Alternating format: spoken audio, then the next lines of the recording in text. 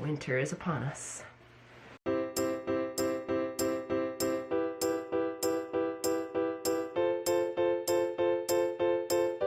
Winter chores become a lot harder.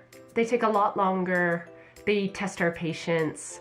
They test our bodies. I'm still thawing out fingers from this morning. It's not fun. It makes me appreciate the summer so much more. I come to you with a few winter hacks that I do on the farm. Right now we are in a deep freeze, so it is not fun. Hack number one, if you don't have Kleenex, you better have toilet paper or a paper towel. My nose runs from December 1st to June 31st. There's not 31 days in June. June 30th. Hack number two, wear warm clothes. I'm either outside doing stuff or I'm in a barn that is not insulated. So I'm in my pajama bottoms underneath, and on top I swear by my Carhartt insulated overalls. If Carhartt sees this and they want me to be a spokesperson, I will be your spokesperson. Boots. I love my muck boots. If you stop for too long and start to sweat, then the boots are almost, then you get cold. And my staple that needs washed, again, is my toque. This sucker stays on my head until June as well. Hack number three would be your water lines. If you are building from scratch, bury your water lines. You'll thank me later. We have one barn that's buried and no water problems most of the time.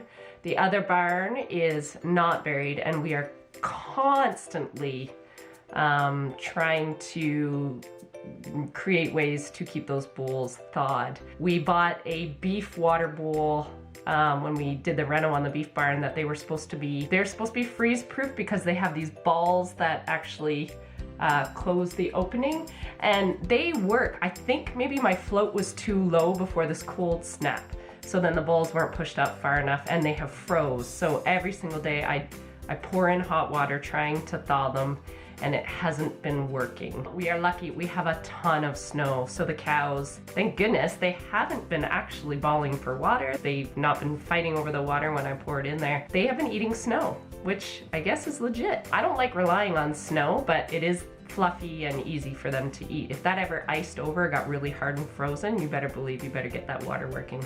Okay, checking my lamb finishing barn. This is the one that is fairly infamous for freezing. We did a few little things to keep these water bowls from freezing. So I'm just checking to make sure it's still working. Oh, there's water. So what we have been doing is putting this heater cord along the poly pipe along this rafter here, and then I put pipe insulation around it.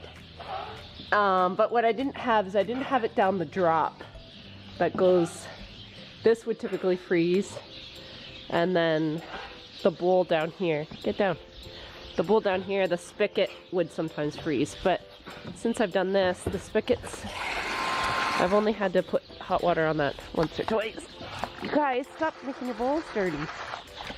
Some of my YouTube viewers had some really cool suggestions, so that's what I did, and I actually cut a piece of like plumber ABS pipe here. I cut it in half and then protected the hose because these guys like to chew.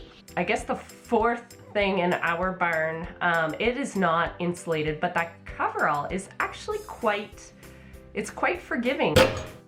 It will keep the temps in the day because of the whole greenhouse effect, I would say. Once those animals start eating and moving around, they can actually warm that barn up. I always tell people at least 10 degrees above what the outside temp is, as long as there's no wind. If there's a big wind chill, it's not gonna be quite that much, but on a typical day, like today is sunny and no wind, it's cold as stink, but inside the barn, it's actually not that bad. It's only like -2. The number 5 hack I would say to do is keep your animals bedded well. I'm bedding those lamb pens probably every day, and just to keep them dry. The cold is actually good for the lambs that are a little bit older because it kills the bugs, but you have to keep them dry underneath. That's pretty critical. So I'll go around and just make sure the pens, I figure out what pens need bedded each day and toss some straw in it, and they love it. The next thing that you have to watch, what number are we on, 6? Increase your feed. It takes quite a bit to keep an animal warm. They actually do need to consume some more food. I talk to my feed people and figure out what will work, and I kind of just, I increase it, and then I like to see a little bit always remaining. But you'll have to work with your nutritionist to figure out what that amount is. The next thing that happens in my barn, I have gas line antifreeze. And you think it's crazy, but my feed cart is a nasty little bugger to start in the winter. She's a good 20 pulls. In the winter, what I've found is if I put some gas line antifreeze in that and always keep the oil topped off, it just runs better, and it starts in maybe 10 pulls instead of 20. I don't know what number I'm on, 8? 8? Our little Bobcat telehandler, when I first got it, it didn't have a plug on it to warm up the engine. That's a good thing to have as a plug on your, I don't know, as a block heater, whatever keeps your engine preheated in the winter. Number 9 is having like plan Bs in the winter. I have a garage door that froze to the bottom, my big main one that I use every single day, and jumped a chain off the sprocket. So I have a smaller door that I use. This one's a little bit smaller, but it still fits my telehandler. So you make do. But of course, the little door doesn't fit the wagon that needed to come in to fill the bin because we ran out of corn the day that the day after the door broke. My number 10 hack for sure is wait till your snow plower gets the snow moved. I've slipped, I've fallen, I lose half my bucket of haylage or straw or whatever I have. Let the guys clean out the yard. Between our yard and our neighbors, it takes us probably about 3.5 to 4 hours. We all hate pushing snow.